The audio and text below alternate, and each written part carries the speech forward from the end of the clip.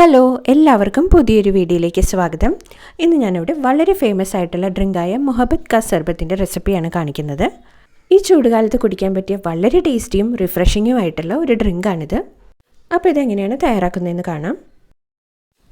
അപ്പോൾ ഈ ഒരു മുഹബത്ത് കാ സർബത്ത് തയ്യാറാക്കാൻ ആവശ്യമായ പ്രധാനപ്പെട്ട ഒരു ഇൻഗ്രീഡിയൻറ്റ് തണ്ണിമത്തങ്ങയാണ്. ഒരു തണ്ണിമത്തങ്ങ കട്ട് ചെയ്തെടുക്കാം. തണ്ണിമത്തങ്ങയുടെ തൊണ്ട് ഇതേപോലെ നീളത്തിലൊന്ന് കട്ട് ചെയ്ത് മാറ്റിക്കഴിഞ്ഞാൽ നമുക്കിത് വട്ടത്തിൽ കട്ട് ചെയ്ത ശേഷം അതിൻ്റെ കുരുവൊക്കെ കളഞ്ഞിട്ട് ചെറിയ ചതുര കഷ്ണങ്ങളായിട്ട് അരിഞ്ഞെടുക്കാം. അപ്പം ഞാനിവിടെ ഒരു തണ്ണിമത്തങ്ങയുടെ പകുതിയാണ് എടുത്തിട്ടുള്ളത്. അത് ഇതേപോലെ ചെറിയ ചതുര കഷ്ണങ്ങളായിട്ട് അരിഞ്ഞ് മാറ്റി വെച്ചിട്ടുണ്ട്. ഇനി നമുക്ക് വേണ്ടത് 1 ലിറ്റർ നല്ല തണുപ്പിച്ച പാലാണ്. അതൊരു ബൗളിലേക്ക് ഒഴിച്ചു കൊടുക്കാം. ഇനി ഇതിലേക്ക് ചേർത്ത് കൊടുക്കാനുള്ള മറ്റൊരു പ്രധാനപ്പെട്ട ഇൻഗ്രീഡിയൻറ്റ് റൂ അഫ്സ സിറപ്പാണ്. അതൊരു അരക്കപ്പോളം ഇതിലേക്ക് ഒഴിച്ചു കൊടുക്കാം.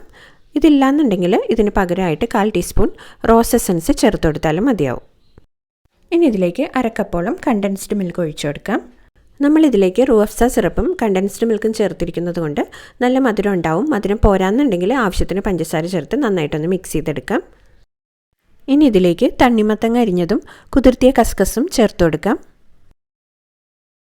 കുറച്ച് ഐസ് ക്യൂബ്സ് കൂടിയിട്ട് നന്നായിട്ടൊന്ന് മിക്സ് ചെയ്തെടുക്കാം. അങ്ങനെ നമ്മുടെ വളരെ ടേസ്റ്റിയും റിഫ്രഷിങ്ങും ആയിട്ടുള്ള മുഹബത്ത് കാ സർബത്ത് തയ്യാറായിട്ടുണ്ട്. അപ്പോൾ എല്ലാവർക്കും ഈ വീഡിയോ ഇഷ്ടമാണെന്ന് വിചാരിക്കുന്നു. മറ്റൊരു വീഡിയോയുമായി വീണ്ടും വരാം. Thanks for watching.